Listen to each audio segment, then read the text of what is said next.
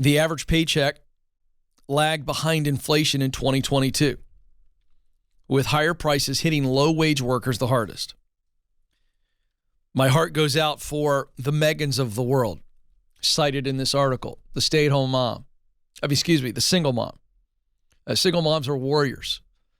I could spend an entire show raging at men who have put single moms in the position that they are in. It's a scourge. It's a simple fix. Hey, men, live up to the commitment you make.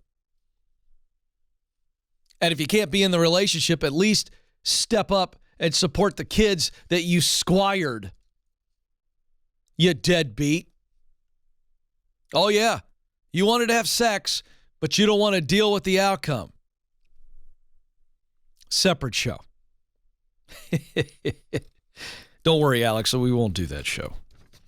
Did I say squired? Sired. Thank you, guys. Something didn't feel right about that in the moment, but I went with it. And sired. Yeah. Squired. I'm not even sure how that works.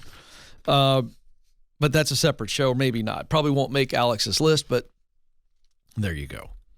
Megan Hollinger is a single mom with 4 kids. The youngest is 3. The oldest is 13. She lives in the mountains of West Virginia and works for a nonprofit doing outreach for people with addiction or mental health problems. Doing good work. She loves that work, loves the job.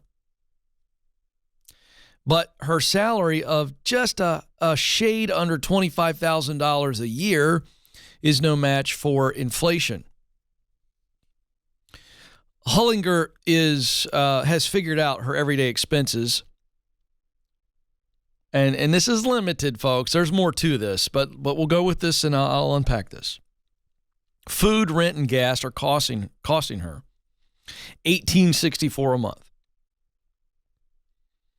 But the 6.5% inflation rate means that the same things cost her an extra $121 a month. So her food, her rent, gas has gone up to $121 a month. Hollinger did get a raise last year of around 3%, but that's half the inflation rate. All right, so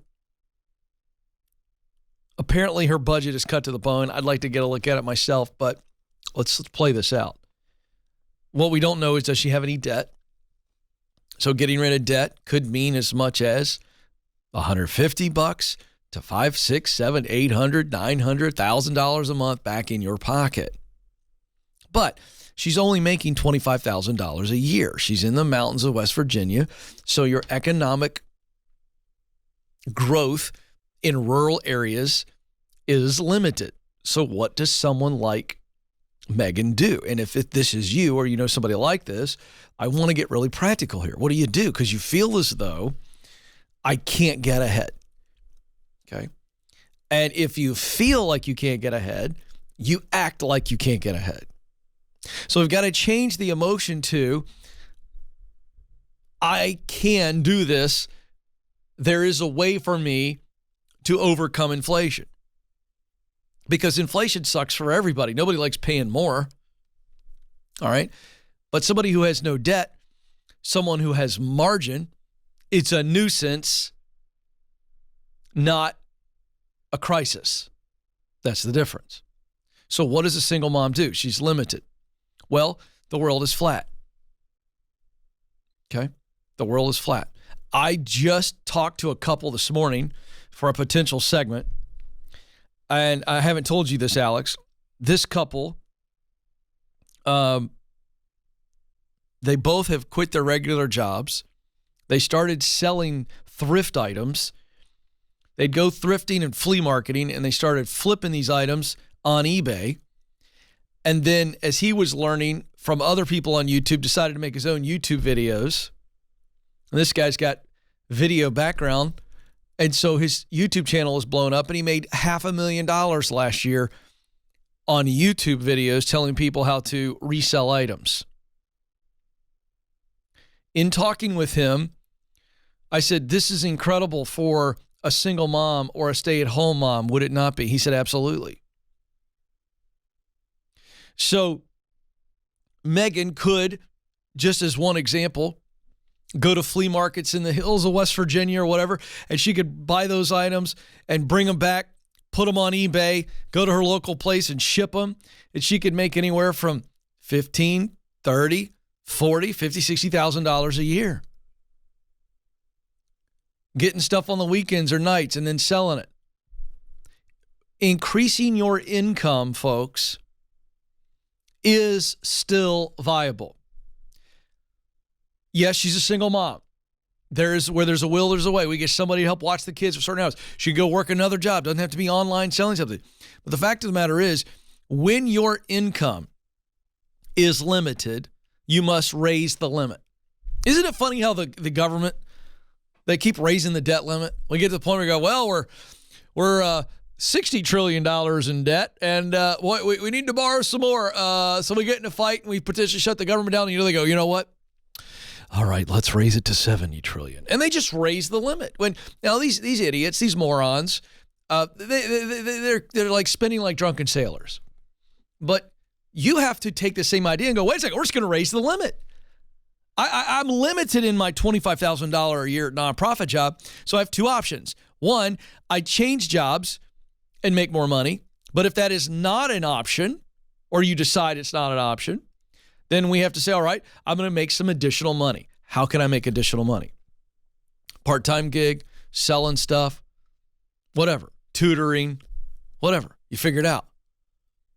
You don't let economic pressures hold you back. You say, that's not okay. I'm not going to do that. I'm not going to sit there and just hope that my nonprofit can give me enough of a raise to make the difference. Well, they can't. They won't, by the way. And no company or nonprofit or ministry or any organization in the world should have an expectation from you folks, you the people.